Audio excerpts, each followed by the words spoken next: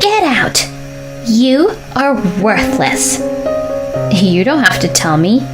I'm leaving. Get out now. I know. I grabbed my wallet and phone. But my mother-in-law, Paula, swatted them away with force. She took $750 out of my hand. What's in this house is ours. What? I'm not gonna let you walk away with what's in this house. You're gonna walk out of here with nothing but your clothes on.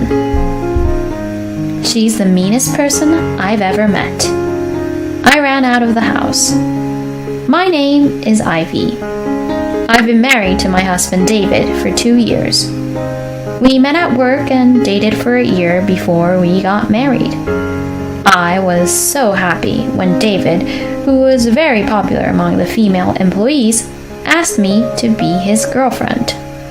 He's very funny and always smiling. I believe that this happiness would last forever. David said to me, "Let's talk about everything with each other and walk down the road together." I was so happy to hear that. As it turned out, he didn't really mean what he said. But that wasn't the case when we first met. His true nature hasn't changed at all, though. I just couldn't see it. It was only recently that David's true nature was revealed. 6 months ago, my father-in-law passed away. My happy marriage slowly fell apart. "I need to talk to you." That day, David approached me with a mysterious look on his face. This was unusual for my normally cheerful husband. I listened to him and wondered what was going on. "I'm thinking of moving in with my mother." David is a very kind man. He was worried about Paula being left alone. I was prepared for him to say something like this sooner or later, but I felt something strange when he said this. "I'm thinking of moving in with my mother." What about my opinion? The way he said it sounded like he had already made up his mind. Am I just being paranoid? I wish I had someone I could talk to at a time like this.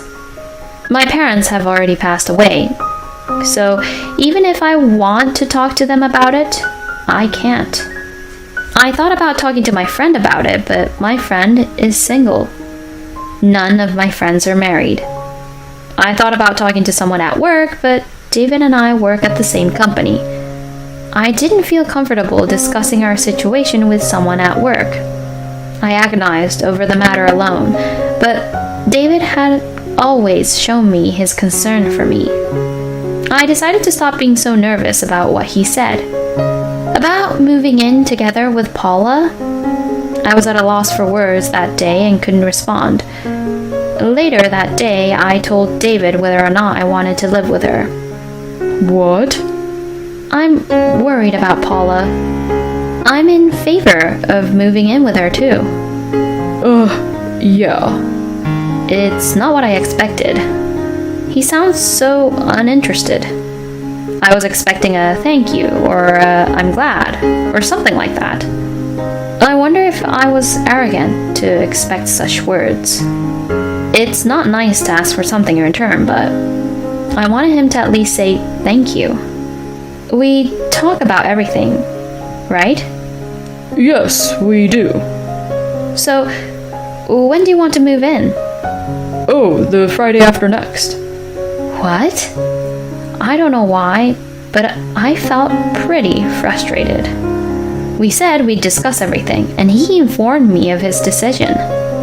I want to be there for Paula, who lost her husband, but it still makes me angry. Why is it already decided? "What?" The day when we are supposed to move out. I didn't hear anything about it. You didn't tell me anything about it. I don't think I want to move in with her anymore. David was obviously upset. "I'm sorry. My dad is gone and I don't know what to do. I just wanted to help my mom. I had to think about you first. I'm really sorry." It's not that you have to think about me first. We should be able to make decisions together. "You're right." I fully understand the grief of losing a parent. I understand why David panicked. Besides, we have a bond that we have built up over the years.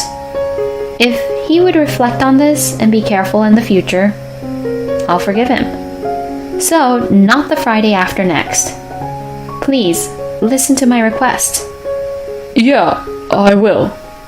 The week after next, I have a party at work, so I can't. Okay. When do you think you can make it? Well, Saturday would work for me. Saturday? Oh, is Paula busy on Saturday? It's fine. Let's do it on a Saturday then. And 2 weeks later, on Saturday, the day came. On that day, I witnessed David's disappointing side. I arrived at Paula's house before the movers came so that I could greet her, but she was nowhere to be found. When I checked with David, he said she was out. It's not like I'm all in favor of moving in together. I'm sure there will be areas where I will feel uncomfortable living with my mother-in-law. Even so, I decided to live with her to support her and David. And yet, she isn't even here. Is this my ego?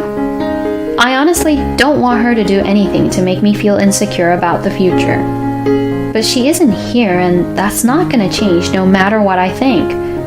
While I was in agony, unpacking the boxes that had arrived, Paula came home. Hi, Paula. I'm looking forward to living with you.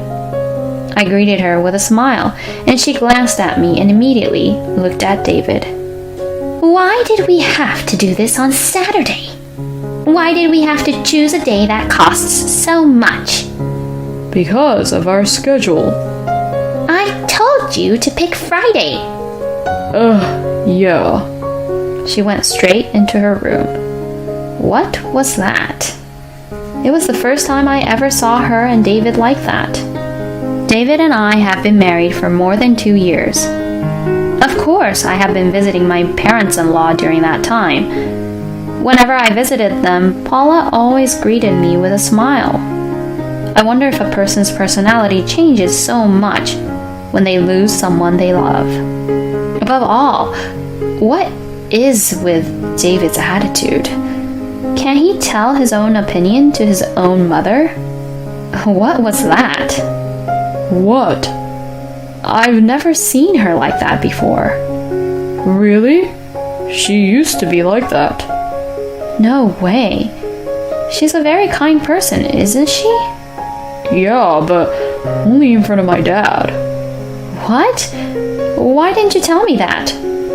Because you never asked me. That's not the point. He should have told me beforehand if he knew his mother had that kind of side. If I knew she was like that, I would have never agreed to live with her. What are you going to do now? We've already moved out of the house and all our stuff is here. You will get used to it. I'm fine. I felt my anger boiling inside of me. You might be fine, but not me. Don't worry. Mom's not a bad person. The only reason she wanted to do this on Friday was because she was worried about our finances. She was just being a little harsh, that's all. No, it didn't seem that way to me. I don't think I can do this. Do what? Living together. I feel pathetic at his incompetence. Hey, are you just going to obey your mom? What? Why? Because you didn't express your opinion at all. It's not like that all the time. She's not at her best because Dad passed away. She's probably just feeling lonely and sensitive.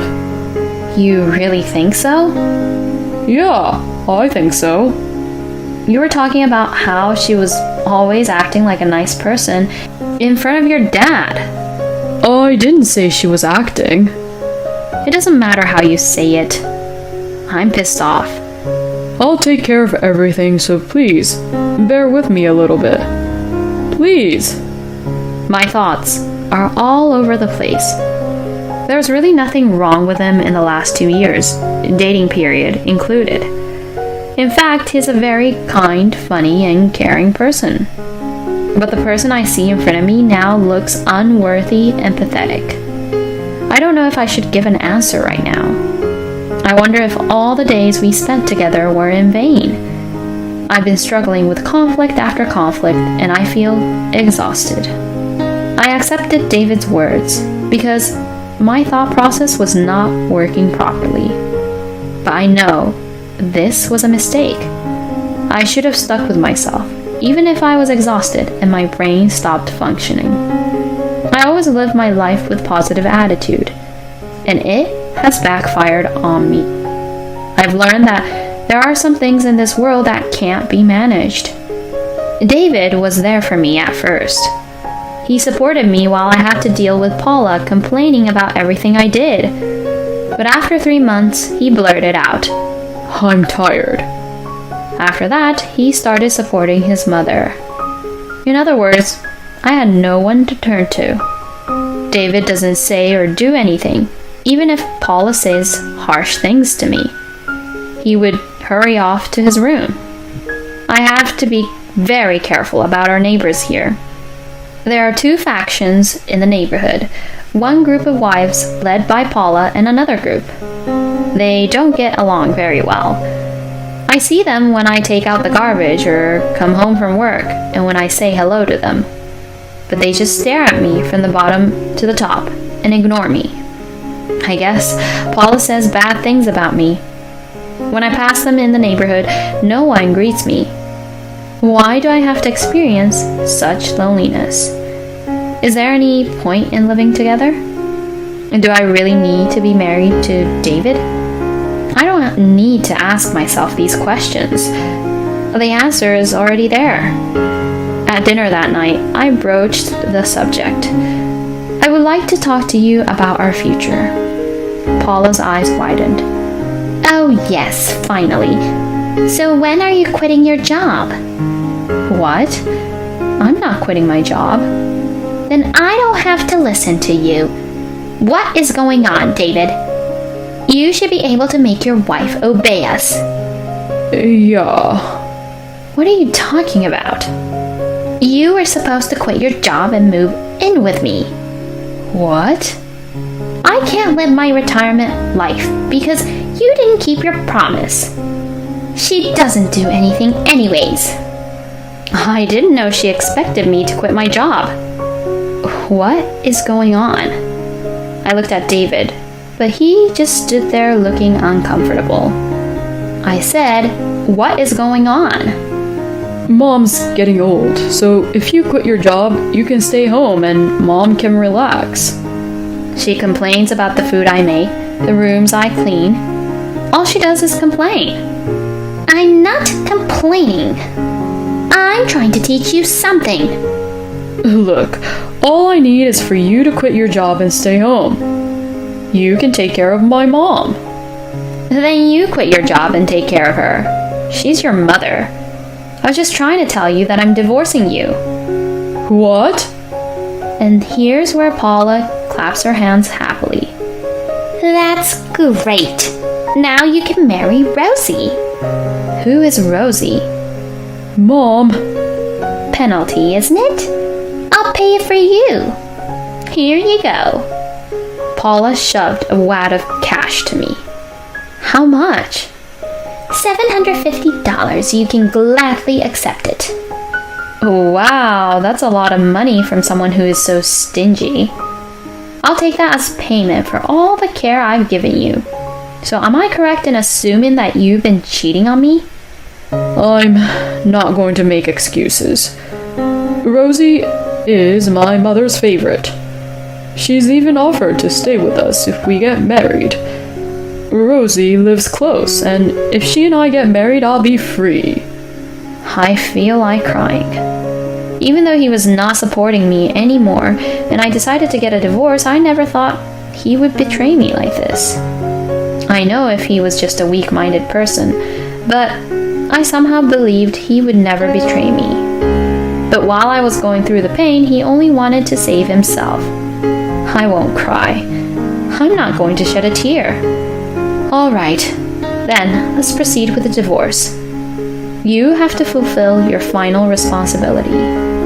What? I'm going to charge you and Rosie alimony. Wait a minute. I just gave you some money. That's for 3 months' care. You have a job, so I'm going to charge you based on your income. But I don't care if we have to go to court. if we do that, you'll get less money. I don't care, as long as it's settled properly. Don't be ridiculous. I'm not going to let you do that. It's none of your business. My spouse is David. You're such an arrogant person. You're a woman and you didn't even quit your job when you moved in. How rude is that? Whatever. Get out of here. You're useless. I am leaving. Get out now. I know. I grabbed my wallet and phone. But Paula swatted them away and took $750 out of my hand. What's in this house is ours. What? I'm not gonna let you walk away with what's in this house. You're gonna walk out of here with nothing but your clothes on. She is the meanest person I've ever met. I ran out of the house, and it started raining. I heard a bang, and I turned around. Paula was looking at me through the window, clapping her hands and laughing. This is terrible. I have no money, no phone, no neighbors to call for help. Thank goodness it rained. It hides my tears. Only the sky was on my side. Soaking wet and with nowhere to go, I sat down at a nearby bus stop. The time must be around 9 p.m. There are no buses at this time of night. Well, I can't afford to take the bus even if it came. All I can do is sigh deeply and look up at the sky. At a time like this, if only my mother were here. I miss my parents so much. If I go from here, I can get there in about 3 hours. Hey, you're soaking wet. The person who handed out an umbrella to me. It was Sophia, the boss of the group that was not getting along with Paula's group. The bus isn't coming. Where were you trying to go? I was going to see my parents. Where are they? The cemetery. What? I don't have a home to go back to. She took me by the arm and led me to her house, and she gave me a towel and a change of clothes. These are my daughters, so put them on. Don't worry, it's not grandmother's clothes. Thank you. The way Sophia talked was kind of rough, but she was a very nice woman. She's a prick, isn't she? Yes, she is. I'm sorry you had to marry into that family. As it turns out, Paula was a famous mean old lady in the neighborhood. She would scout out the newcomers in the neighborhood and talk to them like she was superior. When Sophia defended the newcomer, Paula declared her an enemy. What are you going to do now? I'm getting a divorce. And you have no regrets? Of course not. That's good, because her son is at her beck and call. He's always followed her around, watching her do mean things. There's no way he can protect you. Besides, he's probably cheating on you with that woman. Everyone knows about it? Yeah, everyone in the neighborhood knows. I really should have told you sooner. If you're getting a divorce, I'll help you. The world is not all enemies. An ally appeared from an unexpected place. After that, with Sophia's help, I was able to get proof of David's affair. I was able to get a smooth divorce. I asked for alimony from both parties and got a fair amount. I've kept in touch with Sophia ever since. She told me that David and Rosie never got married. Rosie was just looking for a relationship with someone who had money. But when it came to marriage, it was a different story. I heard she rented an apartment near where she worked and moved out. David left the company. It wasn't his decision, of course. Paula told him that I was a plague and forced him to quit the company. He obeyed her. She wanted to keep David near her, so David works from home and they live sparsely. She's lost her place in the neighborhood. According to Sophia, there were a lot of people who saw me walking around the neighborhood that day. After that, when I disappeared, the whole neighborhood started to gossip that Paula was bullying me. As a result, she don't get out of the house anymore. She lives with David quietly. One time, David was waiting for me in front of the office. He said only one word, I'm sorry, and handed me a small box. When I opened the box, I found mementos and photos of my parents. Paula was furious with me at that time and threw away all my personal belongings. It seems David managed to keep this for me. I'm sure he's a kind man, but I couldn't stand by his way of life. It would be hard to break free from his mother's spell. I felt a little sad, but I don't regret my choice. I'm still recovering from my wounds, but I'm slowly making my way back. Breaking free from the curse of parents. It may be so hard to do. I'm glad you have someone on your side, Ivy. I wish you wonderful days ahead. I'll be rooting for you.